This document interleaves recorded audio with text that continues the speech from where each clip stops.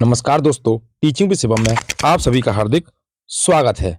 आइए देखते हैं, ऐसा ही आएगा भैया अति संभावित प्रश्न एसएससी जीडी के लिए।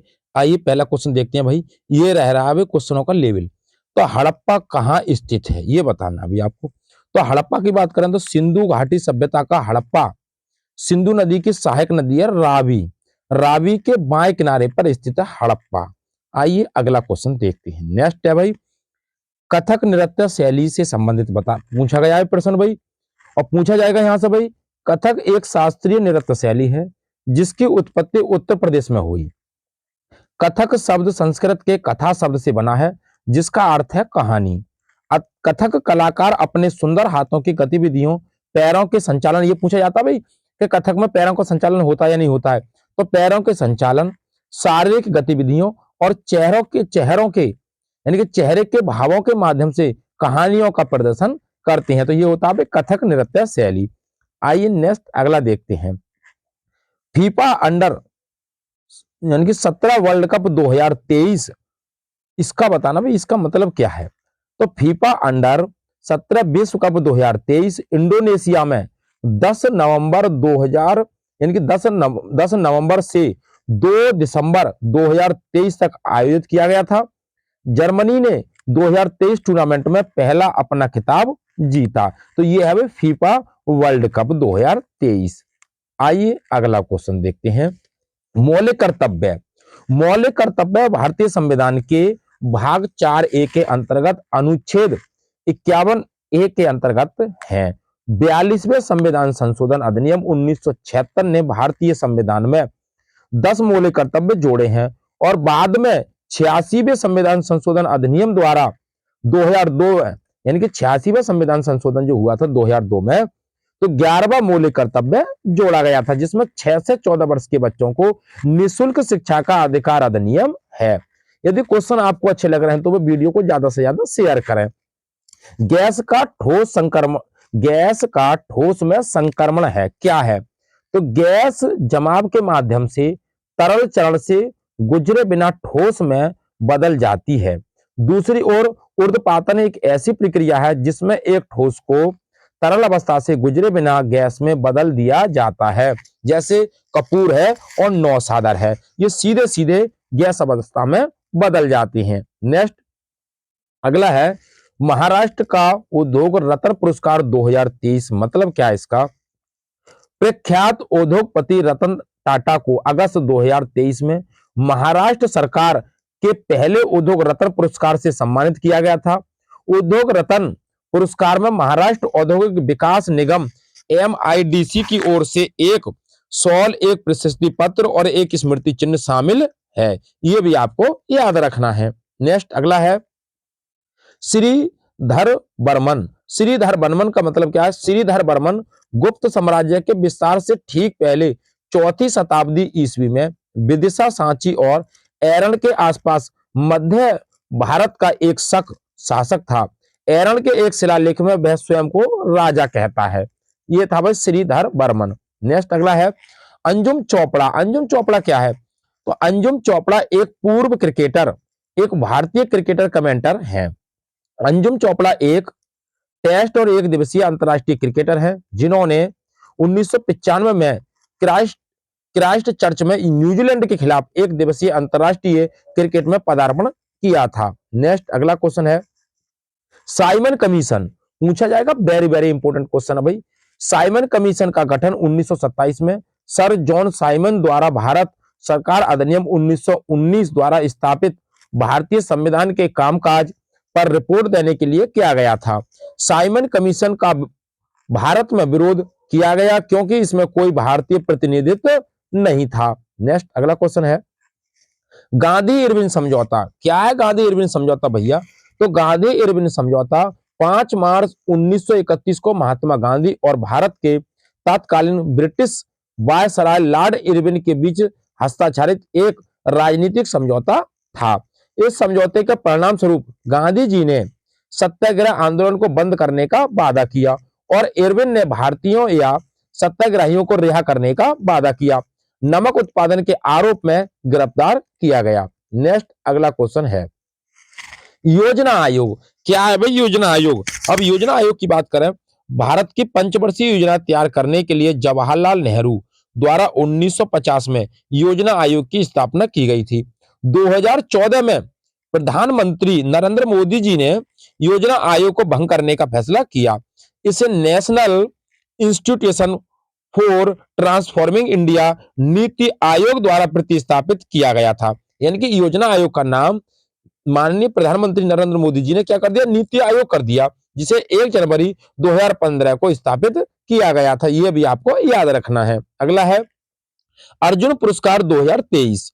भारत के राष्ट्रपति द्रौपदी मुर्मू द्वारा कुल 26 एथलीटों को अर्जुन पुरस्कार 2023 से सम्मानित किया गया है। पुरस्कार पाने वालों में गेंदबाज मोहम्मद शमी, पहलवान अंतिम पंगाल, तीरंदाज ओजस प्रवीण, देवताले शीतल देवी और अदिति गोपीचंद स्वामी शामिल थे। टोटल अर्जुन पुरस्कार की बात करें, द्रौपदी मुर्मू जी ने 26 खिलाड़ियों को अर्जुन पुरस्कार दिया है। नेक्स्ट अगला है गिर राष्ट्रीय उद्यान से संबंधित है। गिर राष्ट्रीय उद्यान गुजरात में स्थित एक वन्य जीव अभ्यारण्य है।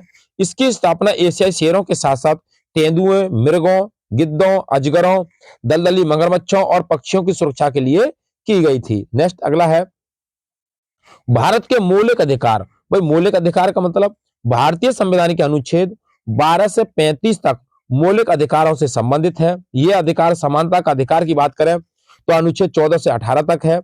स्वतंत्रता का अधिकार की बात करें तो अनुच्छेद 19 से 22 तक है। शोषण के विरुद्ध अधिकार की बात करें तो अनुच्छेद 23 से 24 तक है। धार्मिक स्वतंत्रता के अधिकार की बात करें तो अनुच्छेद 25 से 28 तक है। सांस्कृतिक और शैक्षिक अधिकार की बात करें अनुच्छेद 29 से 30 तक है।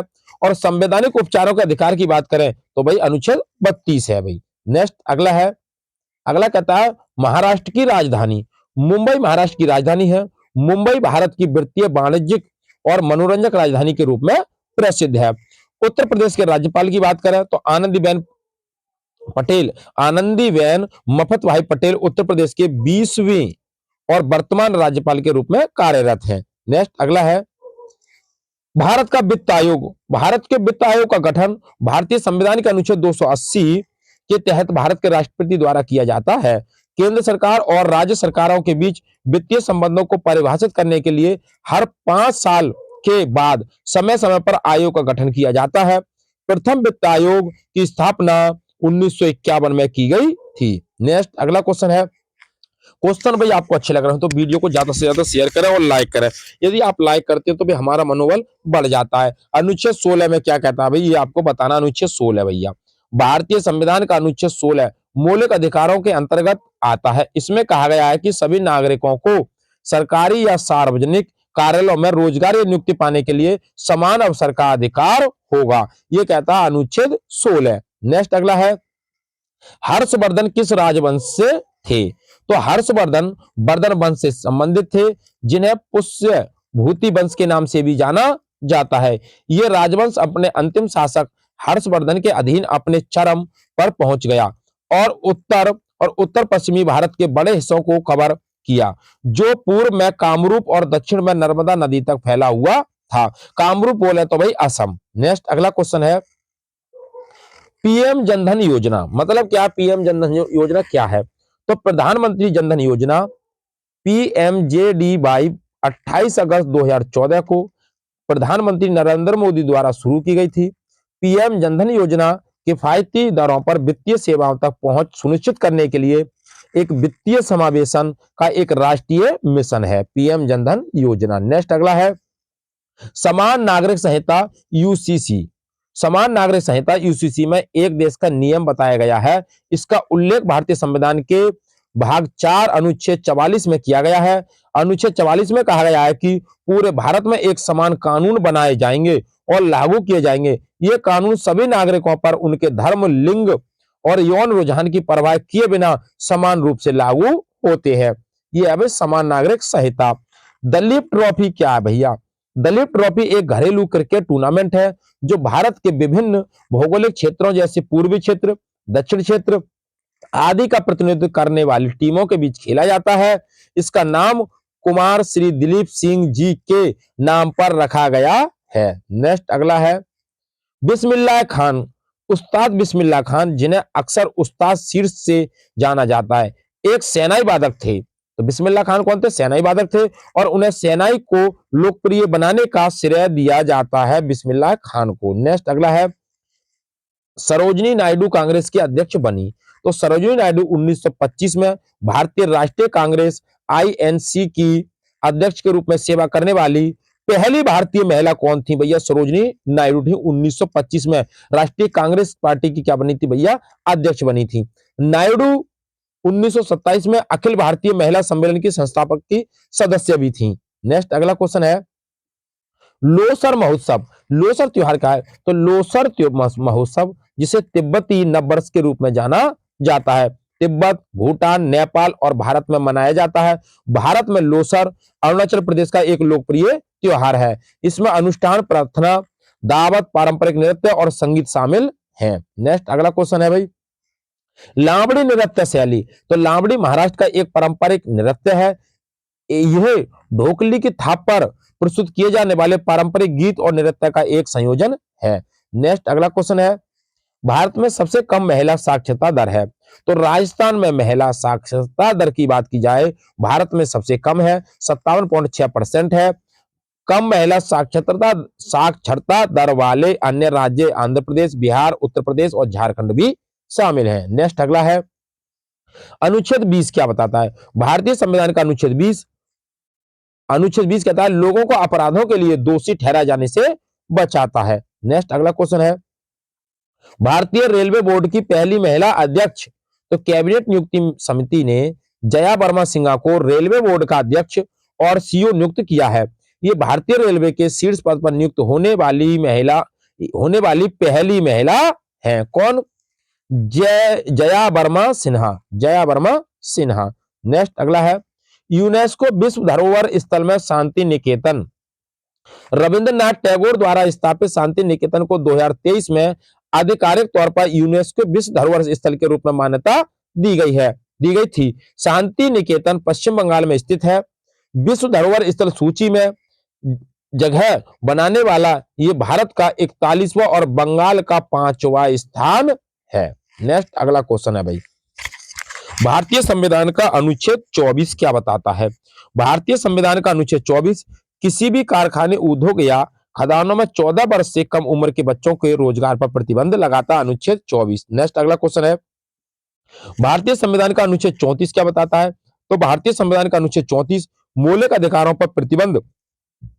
अधिकारों पर प्रतिबंध लगाता है, जबकि भारत के किसी भी क्षेत्र में मार्शल लॉ लागू होता है। नेक्स्ट अगला है, पानीपत की दूसरी लड़ाई। पानीपत की दूसरी लड़ाई 5 नवंबर 1956 को हुई थी। यह लड़ाई हिंदू राजा हेमू की सेना और मुगल सम्राट अकबर की सेना के बीच लड़ी गई थी। यह लड़ाई अकबर की सेनापति खान जवान प्रथम और बैरम खान ने जीती थी। नेक्स्ट अगला क्वेश्चन है, मोहिनी अट्टम नृत्य शैली का मतलब क्या है? तो मोहिनी अट्टम नृत्य शैली की बात करें, मोहिनी अट्टम एक भारतीय शास्त्रीय नृत्य शैली है जिसकी उत्पत्ति केरल राज्य में हुई थी। मोहिनी अट्टम बोला तो केरल राज्य। अगला है, भाखड़ा नांगल परियोजना। भाखड़ा नांगल परियोजना एशिया का दूसरा सबसे ऊंचा बांध है जो पंजाब और हिमाचल प्रदेश की सीमा पर स्थित है। भाखड़ा नांगल बांध हिमाचल प्रदेश में सतलज नदी और बिलासपुर के पास भाखड़ा गांव पर बनाया गया है। यह बांध गोविंद सागर जलाशय बनाता है। नेक्स्ट अगला क्वेश्चन भाई आपकी स्क्रीन पर। अगला क्वेश्चन क्या कहता है, सिखों के 10वें गुरु। सिखों के 10वें गुरु, तो गुरु गोविंद सिंह सिखों के 10वें गुरु थे और सिख गुरुओं में अंतिम भी थे। 1708 ईस्वी में अब इनकी मृत्यु ठीक पहले उन्होंने सिख धर्म ग्रंथ गुरु ग्रंथ साहिब को भविष्य का गुरु घोषित किया। ये वह गुरु तेग बहादुर के पुत्र थे और उन्होंने खालसा और 5 केएस की शुरुआत की थी। तो खालसा की शुरुआत किसने की थी भाई? तो गुरु गोविंद सिंह ने की थी। नेक्स्ट, इनके पिता की बात करें तो तेग बहादुर थे। अगला क्वेश्चन है, बक्सर की लड़ाई। बक्सर की लड़ाई 22 और 23 अक्टूबर 1764 को ब्रिटिश ईस्ट इंडिया कंपनी और भारतीय राज्यों के गठबंधन के बीच लड़ी गई थी। इस लड़ाई ने भारत में ब्रिटिश शासन की शुरुआत को चिन्हित किया। नेक्स्ट अगला क्वेश्चन है, अग्निपथ योजना क्या है? अग्निपथ योजना घोषणा 16 जून 2022 को की गई थी। इस योजना के तहत तीनों सशस्त्र बलों, भारतीय सेना, भारतीय वायुसेना और भारतीय नौसेना में कमीशन अधिकारी रैंक से नीचे की सैनिकों को अग्निवीर के रूप में भर्ती किया जाता है। यह है अग्निपथ योजना। नेक्स्ट अगला क्वेश्चन है, नीति आयोग के अध्यक्ष। प्रधानमंत्री नरेंद्र मोदी नीति आयोग के वर्तमान अध्यक्ष हैं। भारत के मौजूदा प्रधानमंत्री नीति आयोग के अध्यक्ष हैं। नेक्स्ट अगला क्वेश्चन है, हम्पी क्या है? हम्पी भारत के कर्नाटक राज्य में स्थित है। हम्पी भारत के कर्नाटक राज्य में स्थित है। यह कभी विजयनगर साम्राज्य की राजधानी थी। यह एक यूनेस्को विश्व धरोहर स्थल में है जो अपनी समृद्ध सांस्कृतिक विरासत और आश्चर्यजनक वास्तुशिल्प खंडहरों के लिए जाना जाता है। कौन? हम्पी बोला तो कर्नाटक। नेक्स्ट अगला क्वेश्चन है, भारत का सबसे पुराना नृत्य है। भारत में सबसे प्राचीन नृत्य की बात करें तो भाई भरतनाट्यम है, और भरतनाट्यम बोले तो भाई तमिलनाडु राज्य से संबंधित है। उड़ीसी नृत्य क्या है? उड़ीसी जो है वो उड़ीसा राज्य का एक शास्त्रीय भारतीय नृत्य है। इसे प्रेम का नृत्य माना जाता है जो जीवन के मानवीय और दैवीय पहलुओं को छूता है। आइए अगला क्वेश्चन देखते हैं, तराइन का प्रथम युद्ध। तो तराइन की पहली लड़ाई 1191 में लड़ी गई थी, जिसमें पृथ्वीराज चौहान ने मोहम्मद गौरी के खिलाफ जीत हासिल की थी तराइन के प्रथम युद्ध में। नेक्स्ट अगला क्वेश्चन है, वेक्टर मात्रा क्या है? यह एक सदिश राशि वह राशि है जिसमें परिणाम और दिशा होती है। सदिश राशियों के उदाहरण है विस्थापन, बल, त्वरण, संवेग, भार, धारा, प्रकाश, वेग, गुरुत्वाकर्षण, क्षेत्र। ये है भी कौन सी?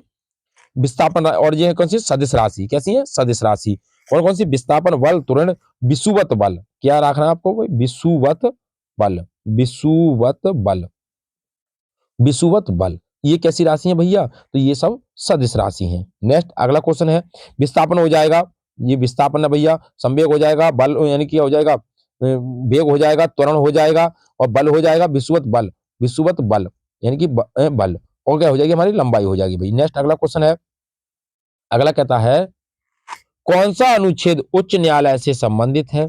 भारतीय संविधान के अनुच्छेद 214 से 231 तक उच्च न्यायालय के उनके संगठन और शक्तियों के बारे में बात करते हैं। अनुच्छेद 214 प्रत्येक राज्य में उच्च न्यायालय के गठन का प्रावधान करता है। अनुच्छेद 214। नेक्स्ट अगला क्वेश्चन है, भारतीय संविधान का 86वां संविधान संशोधन क्या कहता है? भारतीय संविधान के 86वें संविधान संशोधन में यह जोड़ा गया है कि राज्य 6 से 14 वर्ष की आयु के सभी बच्चों को मुफ्त और अनिवार्य शिक्षा प्रदान करेगा। इस संशोधन में बच्चे के लिए निःशुल्क एवं अनिवार्य शिक्षा के मौलिक अधिकार का प्रावधान जोड़ा गया है। आइए नेक्स्ट अगला क्वेश्चन भाई, यह कहता है, प्रथम साहित्यिक अकादमी पुरस्कार की बात करें तो पंडित माखनलाल चतुर्वेदी को हिंदी में उनकी रचना हिमतरंगिणी के लिए 1955 में पहला साहित्यिक अकादमी पुरस्कार मिला था। विश्व प्रेस स्वतंत्रता सूचकांक क्या है? तो विश्व प्रेस स्वतंत्रता सूचकांक 2023 में भारत में 36.62 अंक के साथ 180 देशों में 161वें स्थान पर सूचकांक रिपोर्ट्स विदाउट बॉर्डर्स RSF द्वारा प्रकाशित किया गया था। तो उम्मीद करता हूं दोस्तों जी के जीएस से संबंधित जो महत्वपूर्ण प्रश्नों की श्रृंखला थी आपको पसंद आई होगी। यदि वीडियो पसंद आई हो तो वीडियो को ज्यादा से ज्यादा शेयर करें और लाइक करें, और चैनल पर नए हैं तो भी चैनल को सब्सक्राइब करें। ऑल द बेस्ट, थैंक्स, जय हिंद, जय भारत।